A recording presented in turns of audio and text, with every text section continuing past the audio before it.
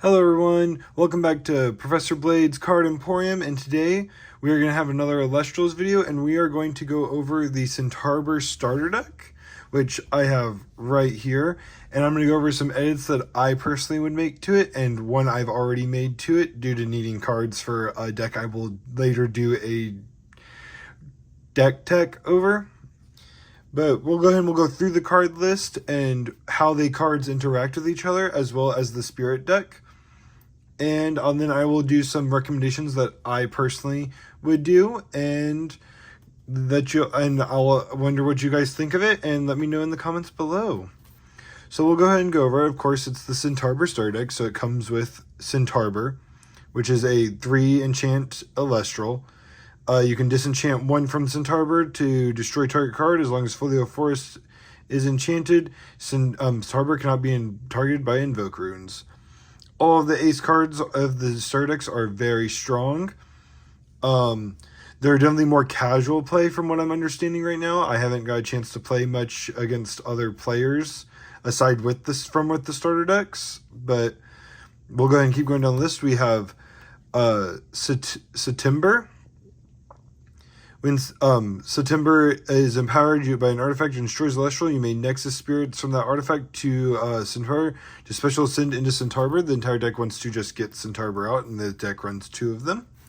And I'm going to kind of work backwards through the enchantment. So we have 3, then 2, then 1s. It comes with 2 Spinosects, which is a 1 green or 1 earth, 1 wind enchantment. And it can attack in defense position using its damage as a calculation. A lot of mixed feelings from people on this card from what I understand. I think it's a neat card. Not super, I wouldn't say super strong outside of casual play. Like, I'll probably say this and someone will probably break it. If you love Spinosect, let me down below. I think its design is amazing and it has such a cool little effect there.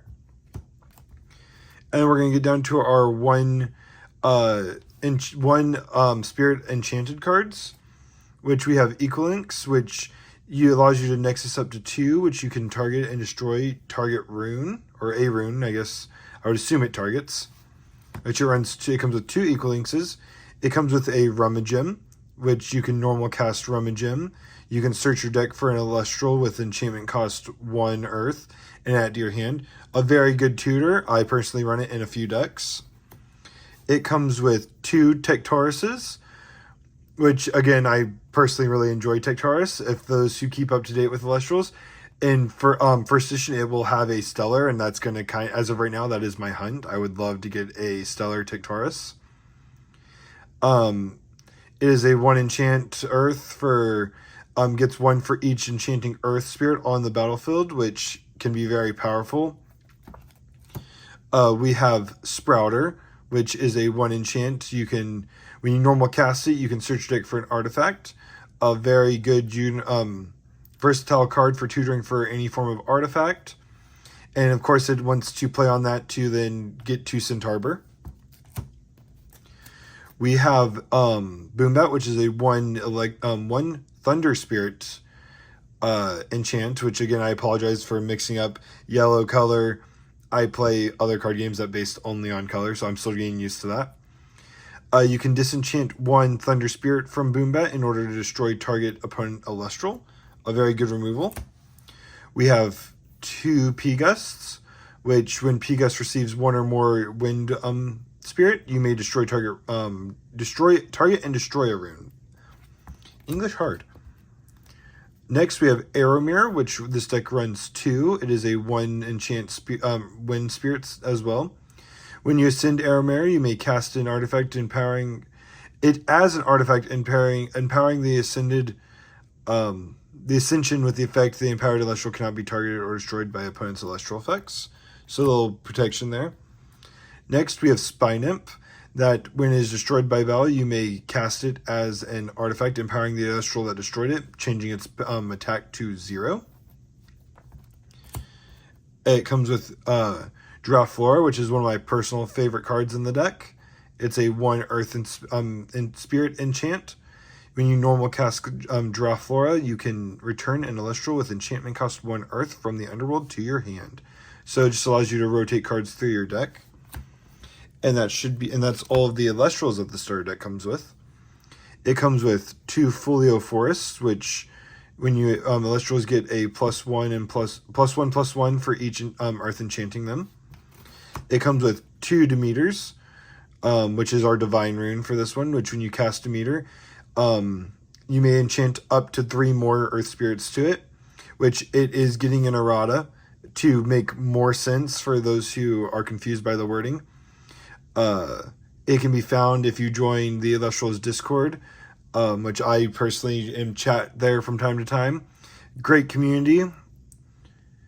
But yeah, Demeter allows you to disenchant one of the Earth Spirits in order to give a +3/+3 to an Elestral till end of turn. Next we have our Artifact Rune, which is Scythe of Demeter. The Empowered Elestral gets +2/+3, and when it destroys an Elestral, you can return 1 Earth Spirit from the Underworld back to the Spirit deck. If you have Demeter, you may add 2 back instead. One of the best cards printed in this deck. It comes with 2 Poison Tipped Arrows. It is a counter rune. When Poison Tipped Arrow can only be cast when an opponent casts an Elestral, target it and give it a -2 attack until end of phase.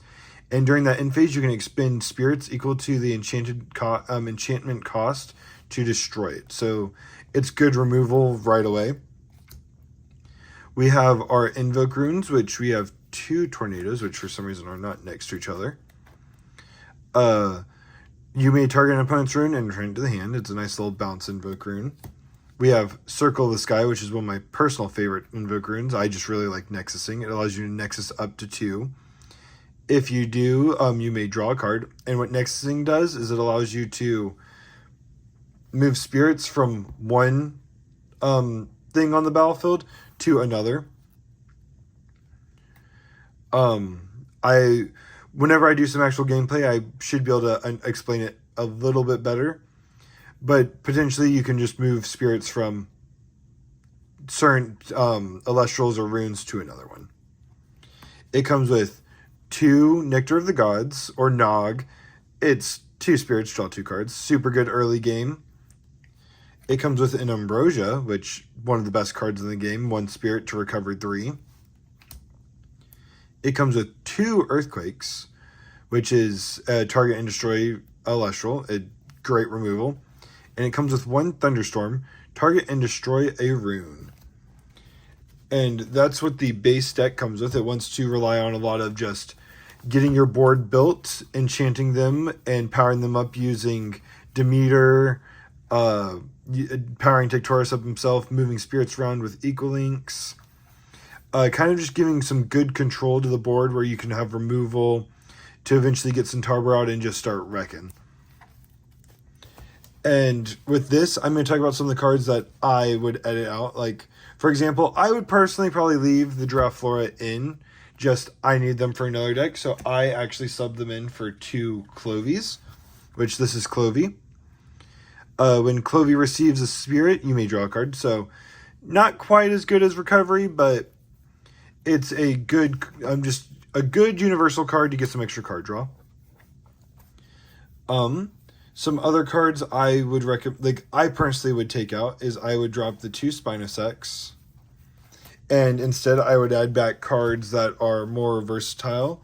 Like I would add another Equal Links and another Rummagem. So we have another way to Nexus and another way to dig for cards. And I keep bumping my camera. I'm so professional, guys. I will hopefully be able to get a new camera and new stand because I'm kind of working with just using my phone's camera. But I would recommend, I personally for my build, I would go more for a Nexus build. I really just enjoy the concept of being able to control where your spirits are on the board at all times. So the extra Equal Links and the Rummagem for tutor for the Equal Linkses. I would drop the 2 Spinosex there.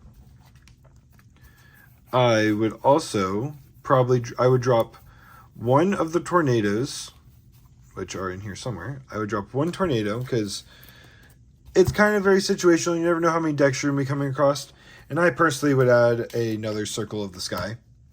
Again, I would go for more of a Nexus build, so add lots more Nexuses. Again, you don't have to remove Spinosect. If you love your Spinosect and you want to edit it differently, again, this is what I personally would change, because I think upgrading decks to play them the way you want to play them is the most important part. Where I like going more for this, I'm going to control the board by destroying runes and Elestrals, by nexusing my cards around. Where others might be like, I like some people like the defensive build and will want to run Spinosect and Tornado to give that little bit more. Next, I would remove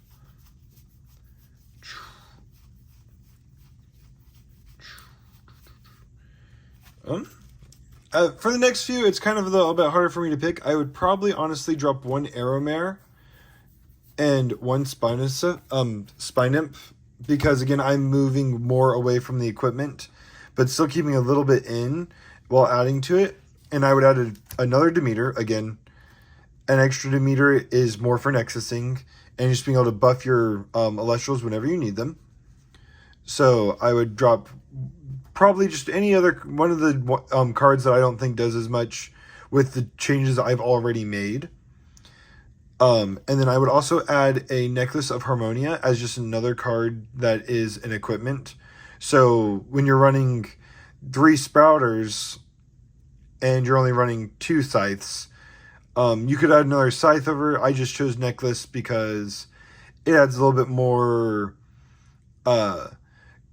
availability, because when you're running so many Earth Spirits and so many of certain types, what if I want to see my Earth Spirits for, let's say, the extra Demeter or the Equal Inks, or even to like play out a Scythe later, which with my changes, I don't change a lot of the color. You probably don't have, so you won't have to change the Spirit deck much. The Spirits for this one, it comes with Taratlus as the Earth with a total of, I should have looked this up beforehand as I'm still at 14 Taratlus, 5 Lycoris, and 3 Zaptor. Again, I wouldn't probably change it from this with the edits I've made. I didn't change any of the color, any of that. And with Necklace of Harmonia and Circle of the Sky both being rainbow color, or rainbow, or like universal, you can use your Lycorises and Zaptors on them, no issue. But yeah, for the most part, I would like to, the main thing I would deal with my changes is, again, I like my nexusing. So like, you got P-Gust here when it receives one, Boombat to disenchant, be able to power up your Tectorus more, and Equalinks being able to move around and destroy runes. Just a very fun way to nexusing, and of course we already have Circle of the Sky and the Demeters. But that would be the Centaurbor Starter Deck and what upgrades I personally would make to it. If you have different ways that you've upgraded, let me know. I'd like to hear your feedback. Let me think of what you think my build does, and if it's not optimal or if it is optimal. I'm not really going for competitive or anything like that. These are just some casual changes I would make just to make the deck more me.